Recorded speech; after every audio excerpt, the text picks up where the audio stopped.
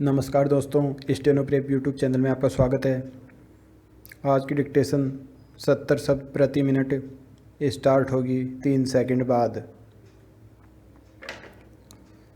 मैं पक्के तौर पर कह सकता हूँ कि मेरे स्वाभाविक शर्मीलेपन के कारण सिवाय यदाकदा हास्य का पात्र बन जाने के मेरा किसी भी तरह का कोई नुकसान नहीं हुआ। वास्तव में आज मुझे लगता है कि इसके विपरीत मुझे कुछ फ़ायदा ही हुआ।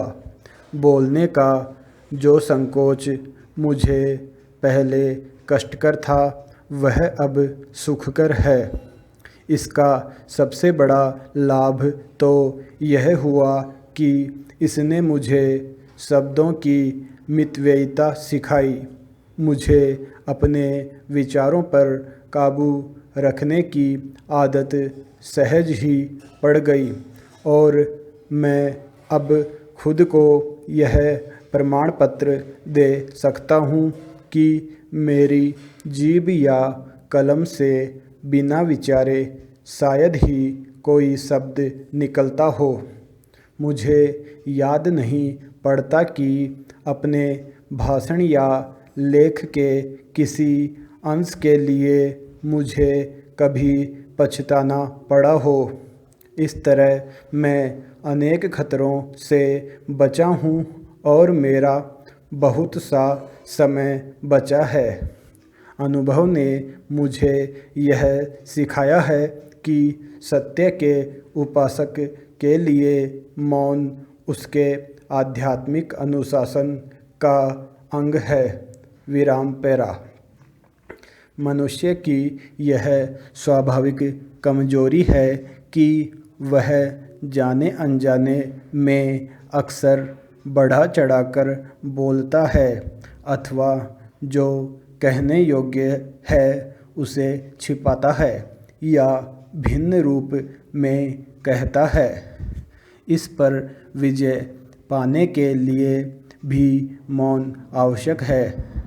कम बोलने वाला बिना विचारे न बोलेगा, अपने प्रत्येक शब्द को तौलेगा।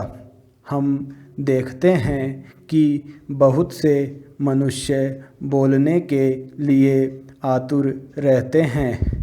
किसी बैठक का ऐसा कोई सभापति न होगा जिसे बोलने की अनुमति मांगने वाली चिट्ठों से परेशान न होना पड़ा हो।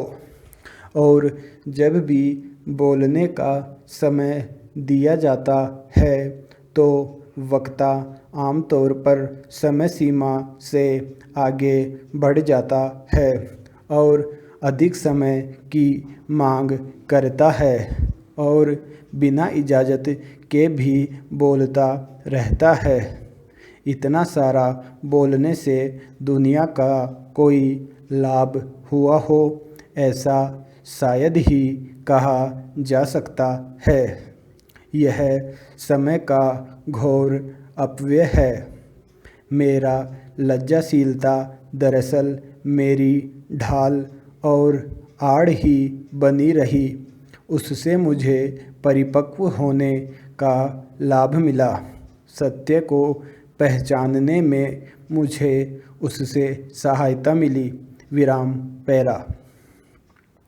मानव इतिहास के ऐसे दावों और सिद्धांतों से भरा पड़ा है जो शासन करने का अधिकार केवल कुछ चुनिंदा नागरिकों तक सीमित करते हैं।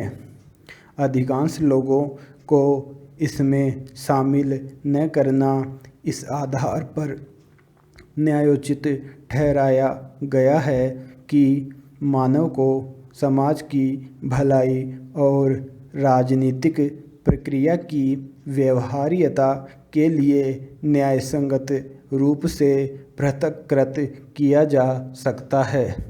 समाप्त।